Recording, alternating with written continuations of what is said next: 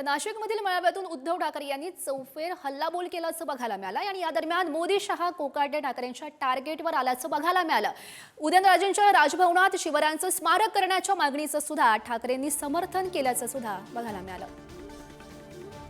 अगर सच्चे अर्थ से आपके दिल में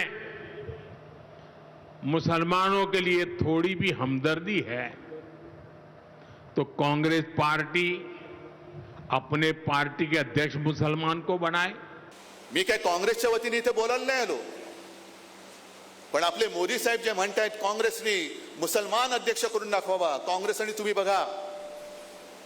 पण मला एक दोन गोष्टी आवडल्या त्यांच्या आत्ताचे जे प्रदेशाध्यक्ष सपकाळ ते म्हणाले असं जर का असेल तर संघाने दलित संघ सरसंघचालक करून दाखवावा। आए ना, लावा ना, शर्यत लावा।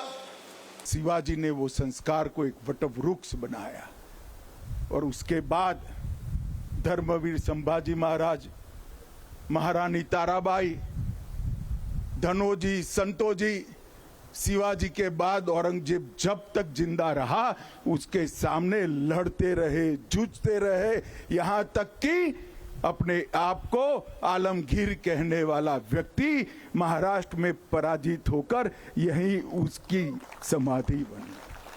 आणि मग त्याच कार्यक्रमात मला असं वाटतं देवेंद्र फडणवीस बोलले की शिवरायाचा अपमान करणाऱ्याला टकमक टोकावरून ढकलावं असं वाटतं।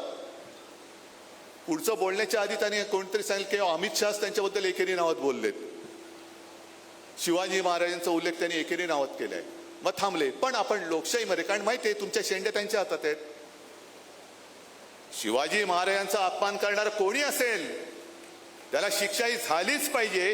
ही शिवशाही जर आपण पाळणार असू तर आपण छत्रपतींचं नाव घेऊ शकतो। या छत्रपती शिवाजी महाराजांचं केंद्रात तर झालंच पाहिजे, पण महाराष्ट्रात देखील आज गव्हर्नर हाऊसच्या ठिकाणी जवळपास 48 एकर जागा आहे अरबी समुद्राला लागून, त्या ठिकाणी व्हावं असं अनेकांची मागणी आहे। राज्यपालांना कुठेतरी तुम्ही करा शिफ्ट आणि राजभवनच्या जागी छत्रपती शिवाजी महाराजांचा जाज्वल्य इतिहास सांगणार एक प्रचंड छान मोठं स्मारक तिकडे उभं करा, ही शिवसेनेची मागणी आहे। एक तर तसंही राज्यपालांचा काही जनतेशी संबंध असतो किंवा नसतो, कारण आता अशी जागा मुंबईमध्ये दुसरी कुठली राहिलेली नाहीये आणि तिकडे छत्रपती शिवाजी महाराजांचं भव्य स्मारक करायला अभिमान वाटला पाहिजे जगाला आणि देशाला की अरे यांच्या दैवताचं यांनी न भूतो न भविष्यती असं स्मारक उभं करून दाखवलं। द्या, आम्ही आमचा पाठिंबा आहे तुम्हाला।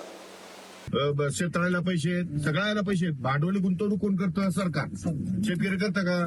शेतकरी म्हणतो विम्याचे पैसे पाहिजे, याचे पैसे पाहिजे, मग साखरपुडे करा, मग लग्न करा।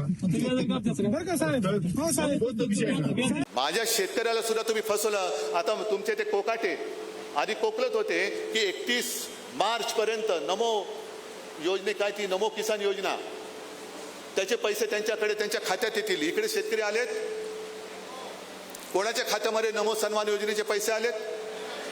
आज तारीख काय? 16 एप्रिल। मग झालं ना, 31 मार्च पर्यंत तुमच्या खात्यात पैसे येणार होते, कुठे गेले पैसे? आले का पैसे?